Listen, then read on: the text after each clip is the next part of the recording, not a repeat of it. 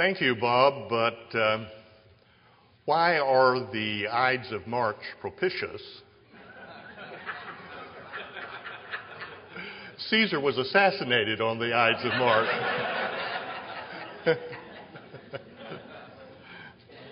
It's good to be here, and already I have met many friends, and there are other very familiar faces in the audience, and it's a pleasure to be with you today. As Bob has already indicated, the subject of my talk today is the moralistic wrath dodger, Romans 2, 1-5. Years ago when I was a young man, and that was quite a few years ago, there was actually a military draft. And on one occasion, I received a classification from the Selective Service that I didn't particularly like. I thought I was entitled to a pre-ministerial student deferment. So I went to the Selective Service office, and a very prim lady sitting behind the desk looked at my file, and then she looked up at me and she said, "You are not as well off as you think." And that made me feel a little bit like a draft dodger. But ironically, her comment to me became a long-standing family joke in the Hodges household. And over the years, whenever it seemed appropriate, one of us would say to another member of the family, "You're not as well off as you think." Well, I can't recall any draft dodgers in the Bible, so I did the very best I could. And this morning I'm not talking about a draft dodger, but a wrath, W-R-A-T-H, dodger, from Romans 2, 1-5. As most of you know, I am currently working on a commentary on the book of Romans. I am close to the end of chapter 4, so approximately 1/4 of the first draft is completed. There's a long way to go, but with the Lord's help, the work can be done. Hopefully, if God permits, the initial draft can be finished sometime in 2006. Many of you have used an informal commentary of mine, which I wrote years ago in this book. I am using that as a basis for the commentary, but as I've told some of you, this will be a brand new commentary with frequent changes of perspective. My approach to the whole book has not changed, but on many points, I feel that I have an improved understanding. In other words, I think I have grown in the truth of this book. Today, I would like to share with you one of my newer insights. Part 1, the new perspective on Paul. Before I do that, however, let me just say a word about the so-called new perspective on Paul. In scholarly circles, this approach is connected with the names of men like E.P. Sanders, James D.G. Dunn, N.T. Wright, and Terence Donaldson. What they are saying amounts to a claim that Paul does not really clash with Judaism as sharply as many Lutherans and Protestants have thought. According to this view, Paul is mainly challenging Jewish exclusivism.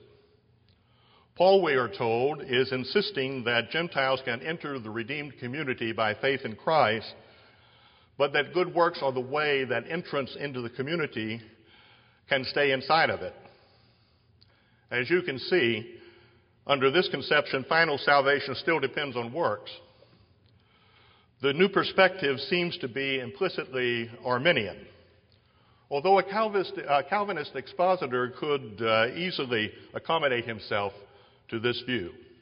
In the Reformed perspective, of course, genuine entrance into the redeemed community only occurs when the entering faith results in the necessary good works. I'm happy to say that I don't need to consume your time or consume my time refuting this new perspective. That has already been very adequately done by a recent book. I am referring to a book by Stephen Westerholm entitled Perspectives New and Old on Paul. The subtitle is The Lutheran Paul and His Critics, published by Erdman's in 2004. Westerholm's book exhibits thorough scholarship, and it is an incisive critique of this point of view.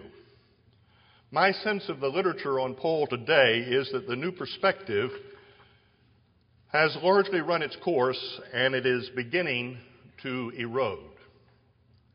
I hope that this erosion will prove fatal to this point of view.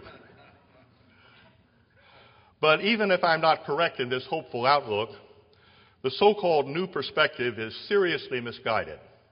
It does not really understand Paul. Part 2, the moralist of Romans 2, 1-5. That leads me to Romans 2. This chapter in particular has played a prominent role in the discussions related to the new perspective. As a result, I have tried to give Romans 2 very close attention in my commentary. As you know, Romans 2:1 is addressed to a moralist. Paul's words are, quote, "Therefore you are without excuse, O man, anyone who judges. In fact, in the matter for which you judge someone else, you condemn yourself, since you who pass judgment do the same things." End of quote. I am surprised at the number of commentators that think that Paul has a Jew in mind in these words. I can see no basis for that in the text. Paul's statement is obviously generalized by the words I have translated as anyone who judges. Needless to say, the Greco-Roman world had plenty of critics of human behavior. Every age and every society can be expected to have this type of person. In the previous chapter, Romans 1:18-32, Paul has been at pains to pass sweeping condemnation on the behavior of men in general. But his indictment of men is more than just an indictment. He is actually in the process of showing that God's anger with mankind is displayed in mankind's depraved condition. Romans 1:28-32 is a catalog of human vices which God has allowed men to descend and sink into. This brings Paul to the moralist of Romans 2. What about people who decry the iniquities of other people and pass judgment on those people? Are these moralistic individuals actually exceptions to Paul's general condemnation of human beings? This question is relevant whether the moralist is Jewish or Gentile. Paul's answer, of course, is that even the moralist is no exception to what Paul is saying. This is indicated right up front by the words, "You who pass judgment do the same things." The moralist, in other words, is a hypocrite. But here we should note carefully how Paul phrases this point. In the Greek text, as my translation indicates, the condemnation passed by the moralist is a condemnation of some particular thing or other. In the phrase, "in the matter in which you judge someone else," the words "in the matter" render the Greek phrase "in ho." For you Greek students, of course, ho is singular. However, in the phrase "you do the same things," the underlying Greek is the plural expression ta alta, the same things. Paul's point is that no matter what the moralist condemns in others, he does the same wicked things that others do. This does not necessarily mean that he does the very thing he finds fault with, although that often happens, of course. Instead, it means that he does his own fair share of the sins men generally do. Let me illustrate. A moralist might say, "I know husbands who lie to their wives. That's wrong. I would never do that." However, the moralist lies to his friends. He lies to his fellow workers, and he lies to the authorities. To take another example, the moralist says, "Adultery is everywhere, and it's wrong." But the same person indulges in envy, greed, or hatred. Even the moralist, Paul is saying, falls under the sweeping indictment of chapter 1.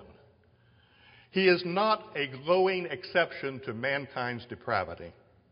He too, therefore, cannot escape God's wrath.